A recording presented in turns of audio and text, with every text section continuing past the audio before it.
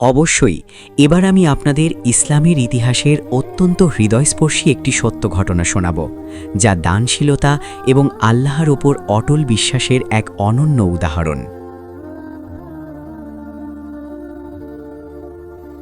এক থালা খাবার ও আল্লাহর অদৃশ্য রহমত। মদিনার এক তপ্ত দুপুর। আরবের কড়া রোদে চারিদিক খা খা করছে।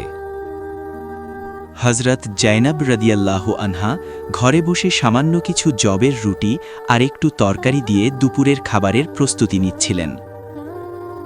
সেই যুগে আরবে খাবারের খুব অভাব ছিল।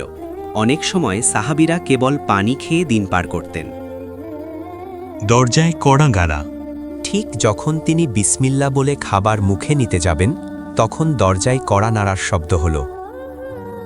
বাইরে থেকে এক বৃদ্ধা মহিলার ক্ষীণ কণ্ঠ ভেসে এলো, হে আল্লাহর নেক বান্দা, আমি গত 2 দিন ধরে কিছুই খাইনি।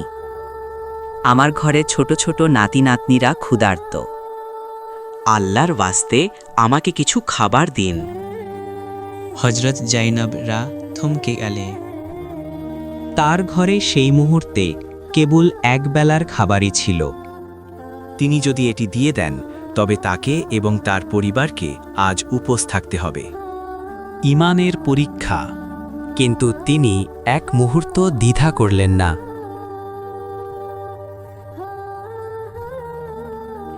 তিনি নিজের তপ্ত রুটিগুলো আর তরকারি একটি কাপড়ে পেঁচিয়ে দরজার আড়ালে গিয়ে সেই বৃদ্ধার হাতে তুলে দিলেন।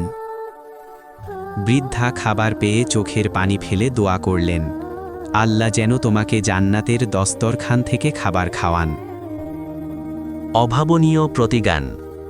বৃদ্ধা চলে যাওয়ার কিছুক্ষণ পর হজরত জাইনব রাদিয়াল্লাহু আনহা খালি পেটে আল্লাহর ইবাদতে মশগুল হলেন। ঠিক আসরের নামাজের পর হঠাৎ উটের কাফেলার ঘণ্টা বাজার শব্দ শোনা গেল। মদিনার এক ধনী ব্যবসায়ী এক বিশাল থালা ভর্তি উন্নত মানের খেজুর, পনির এবং তাজা গোশত নিয়ে তার দরজায় হাজির হলেন। ব্যবসায়ী বললেন, মা, আমি আজ স্বপ্নে দেখলাম এক ফেরেশতা আমাকে বলছেন, যাও জয়নবকে এই খাবারগুলো পৌঁছে দাও, কারণ সে আজ তার শেষ খাবারটুকু আমার এক বান্দাকে দান করেছে।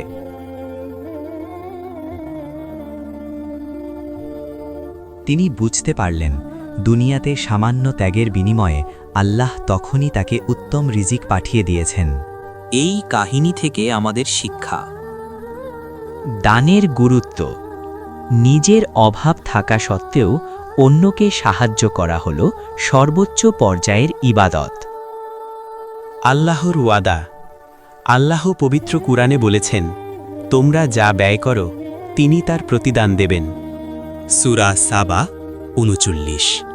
দোয়ার শক্তি। একজন ক্ষুধার্ত মানুষের মন থেকে আসা দোয়া সরাসরি আল্লাহর দরবারে কবুল হয়। আপনাদের কোনো গল্প থাকলে আমাদের কমেন্টে লিখে পাঠাতে পারেন। আমরা সেই গল্প নিয়ে অবশ্যই ভিডিও বানাবো। ভিডিওটি ভালো লাগলে অবশ্যই লাইক করে কমেন্ট করবেন আর চ্যানেলটি সাবস্ক্রাইব